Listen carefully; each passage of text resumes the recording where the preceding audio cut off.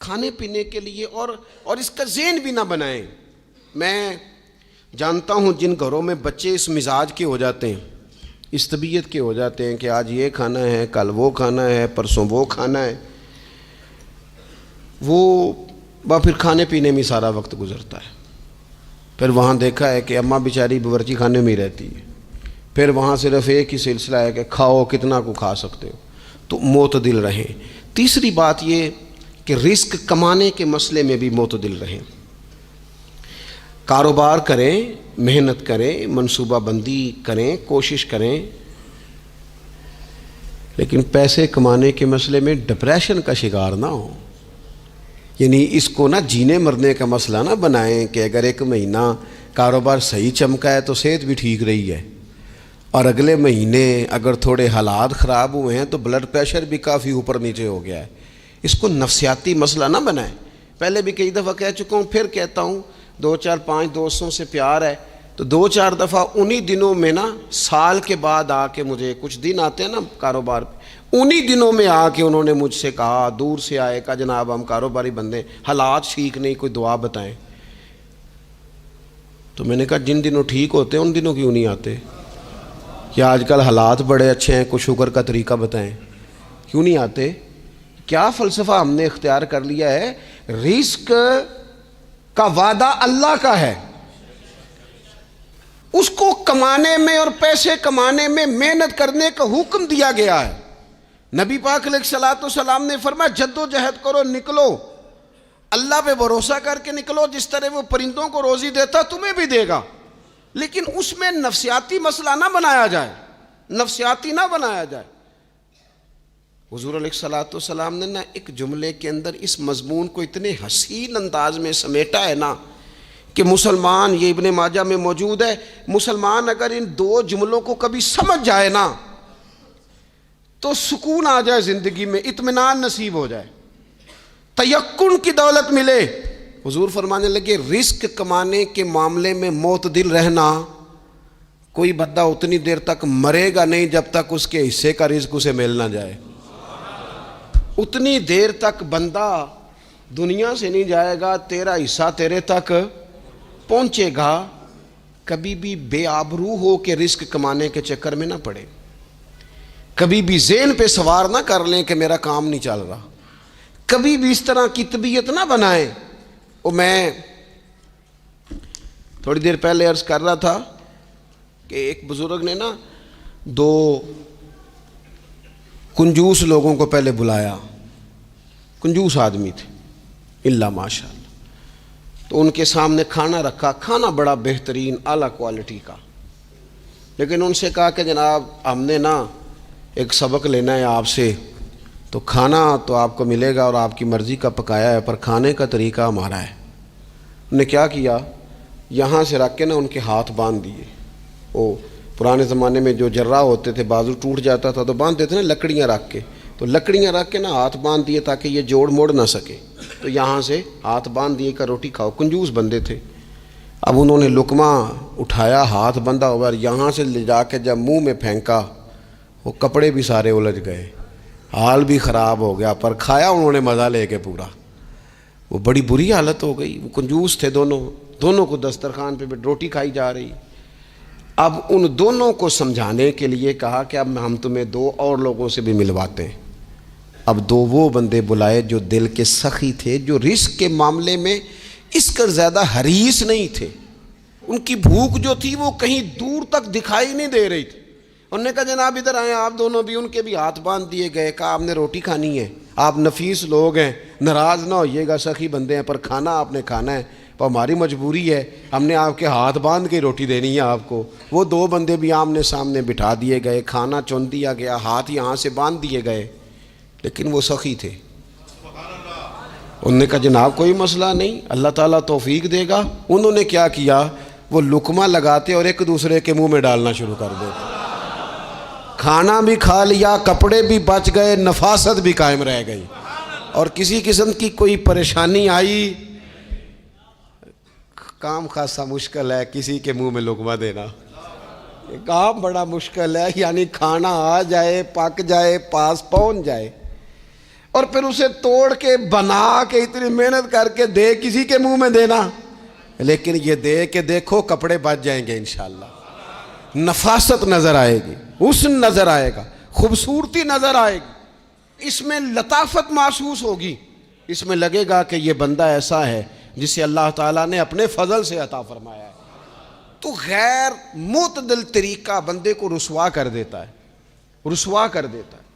وہ مال کمانے تو نکلتا ہے لیکن وہ کمزور ہو جاتا ہے، اس کا مزاج اور طرح کا ہو جاتا ہے۔ میں نے دیکھا ہے، وہ جناب ساری دنیا چھٹی پہ ہے لیکن اس نے کہا چلو آج میں دکان کھول لیتا ہوں، گاہک کہیں بھی نہیں آئے گا تو چلو سارے آج مجھے مل جائیں گے۔ ایسا نہیں ہوتا، رزق اللہ نے تقسیم فرمایا ہے اور جس کا ہے وہ اس تک پہنچ جاتا ہے۔ تو غیر معتدل طریقہ اور رسوائی والا طریقہ کبھی بھی اختیار۔ اسی طرح کا معاملہ سخاوت میں ہے۔ نبی پاک علیہ الصلوۃ والسلام نے فرمایا کہ جب صبح دن چڑھتا ہے تو فرشتے دعا کرتے ہیں، کہتے ہیں یا اللہ سخی کو زیادہ عطا فرما، اسے زیادہ دے۔ حضور فرماتے ہیں جو سخی ہوتا ہے نا، یہ لوگوں کے بھی قریب ہوتا ہے، اللہ تعالیٰ کے بھی قریب ہوتا ہے اور جنت کے بھی قریب ہوتا ہے۔ اور یہ جو کنجوس ہوتا ہے یہ لوگوں سے بھی دور ہوتا ہے، اللہ تعالیٰ سے بھی دور ہو جاتا ہے، جنت سے بھی دور ہو جاتا ہے۔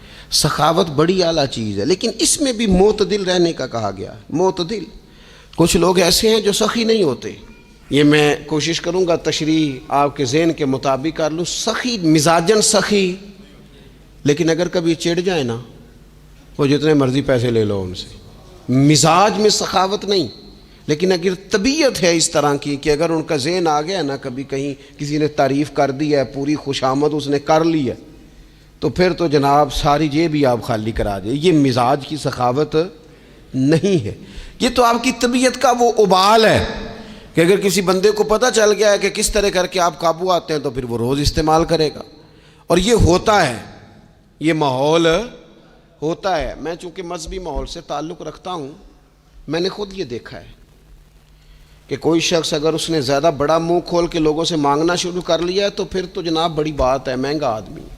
اور اگر کوئی اپنی وفاداری قائم رکھتا ہے، خوشامد نہیں کر سکتا، اس کی طبیعت نہیں ہے کہ وہ 20-50 لوگوں کی خوشامد کرے، 10 کو حاجی صاحب کہے، 20 کو عاشق رسول کہے اور 30-35 کو کہے جناب بڑی بات ہے، ہم نے تو بڑا دیکھا ہے، آپ تو بڑے بہترین لوگ ہیں۔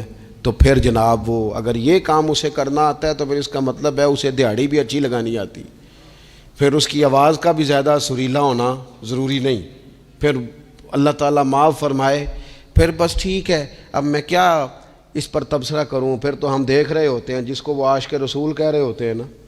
اور ایسی خطرناک، میرے سامنے ایک نعت خواہ ایک صاحب سے کہنے لگا، نعت حضور کی پڑھی جا رہی ہے۔ کبھی شعراء ایک کام کرتے تھے، وہ کہتے تھے شعر تیری نظر ہے، وہ غزل کا شعر ہے یا کوئی ایسا شعر ہے، لیکن ایک شعر ہے نعت کا، اس میں تو حضور کی تعریف ہے، نبی پاک کی تعریف کا شعر کسی بندے کی نظر کیسے ہو سکتا ہے جب اس میں ذکر ہی رسول پاک کا ہے؟ تو وہ نعت خان صاحب کہنے لگے، بندہ سامنے بیٹھا ہے، تھوڑا بہت میں بھی اسے جانتا ہی تھا، تو اسے کہنے لگے حاجی صاحب یہ شعر تہاڈی نظر ہے۔ میں انہوں آکھیا تو مہربانی کر، ایدی نظر کوئی اور شے کر لیا، یہ تو نعت ہے حضور کی، یہ نبی پاک کے لیے ہی رہنے دے، اس کی نظر تو نے کر دی ہے۔ تو نالے میں کیا ہے حاجی جنی دیر تک پیچھے بیٹھا سی اونی دیر تو نظر کیتی نہیں، ان دتھیاں لے کے سامنے آئے تھے تو نظر نیاز شروع کر لی۔ نہ کریں یہ کام، اس سے کوفت پہ، اور آپ یقین کریں میں ذمہ داری سے کہتا ہوں، یہ کام کرنے والا بھی تنگ ہوتا ہے اور جس کے لیے کر رہا ہوتا ہے پتہ اسے بھی سارا ہی ہوتا ہے کہ چکر کیا چل رہا ہے، سب پتہ ہوتا ہے۔ تو اس تکلف میں جب انسان کام کرتا ہے تو کہاں تک بات جاتی؟ سخاوت کریں لیکن چڑھ کر کوئی کام نہ کریں۔ نبی پاک علیہ الصلوۃ والسلام نے فرمایا، حضور فرمانے لگے اس طرح خیرات نہ کرنا کہ تمہارے اپنے بچے بعد میں لوگوں کے سامنے ہاتھ پھیلاتے پھرے۔ حضرت سعد بن ابی وقاص رضی اللہ تعالیٰ عنہ نے عرض کیا تھا، یا رسول اللہ صلی اللہ تعالیٰ علیہ وسلم، میں سارا مال اللہ کی راہ میں خیرات کرنا چاہتا ہوں، میری ایک ہی بیٹی ہے، میں چاہتا ہوں سارا اللہ کے راستے میں دے دوں۔ تو حضور فرمانے لگے نہیں بھائی تو چوتھا حصہ دے، 3 حصے اپنی بچی کے لیے، بیویوں کے لیے، باقیوں کے لیے رکھ لے، لیکن تو یہ کام نہ کر۔ تو میرے عزیز زندگی میں خرچ کرنے میں بھی اعتدال کا مظاہرہ کریں۔ مجھے پتہ ہے اچھی طرح کہ ہمارے ہاں ایک مزاج بن جاتا ہے، طبیعت بن جاتی ہے کہ اگر کسی شخص کو آپ تھوڑی سی مدد کرتے ہیں تو وہ سمجھتا ہے کہ اگر اس نے مجھے 20,000 دیا ہے تو یقیناً اس کے گھر میں 50 لاکھ پڑا ہے، وہ پھر اگلے ہفتے دوبارہ آتا ہے، ایک نئی مجبوری کا بھی اظہار کرتا ہے۔ یہ ساری چیزیں ہوتی ہیں، ان چیزوں کے بیچ ہی آپ کو نیکی کرنی ہے، لیکن افراط و تفریط سے بچنا ہے۔ اسی طرح کا معاملہ اپنی زندگی کے دیگر معاملات میں کریں۔ نبی پاک علیہ الصلوۃ والسلام نے سادگی کو پسند کیا ہے۔ حضور سادگی کو پسند کرتے، کھانے کے معاملے میں بھی اور کپڑوں کے معاملے میں بھی، لیکن اچھا لباس پہننے کی اجازت دیتے۔ حضور علیہ الصلوۃ والسلام نے ایک موقع پر ارشاد فرمایا کہ اگر کسی بندے کے پاس گنجائش ہے تو اسے اجازت ہے کہ 2 جوڑے کپڑوں کے کام کاج کے لیے رکھ لے، 2 جوڑے جمعے کے لیے رکھ لے۔ اور نبی پاک صلی اللہ تعالیٰ علیہ وسلم نے ایک شخص کو دیکھا جو مالدار تھا، لیکن اس کے کپڑے پھٹے پرانے تھے، لباس پرا گندا تھا، بال بکھرے ہوئے تھے۔ تو اللہ کے محبوب علیہ السلام نے فرمایا تیرے اوپر اللہ کا فضل ہے، اور رب جب فضل کرے تو پھر اللہ فضل دیکھنا پسند بھی فرماتا ہے۔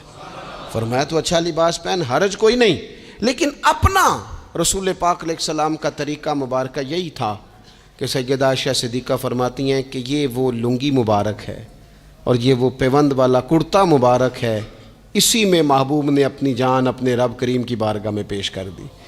اور فرماتی ہیں کتنے کتنے دن گزرے کہ رسول پاک علیہ الصلوۃ والسلام نے کھانا تناول نہیں فرمایا، کتنے کتنے دن گزرے۔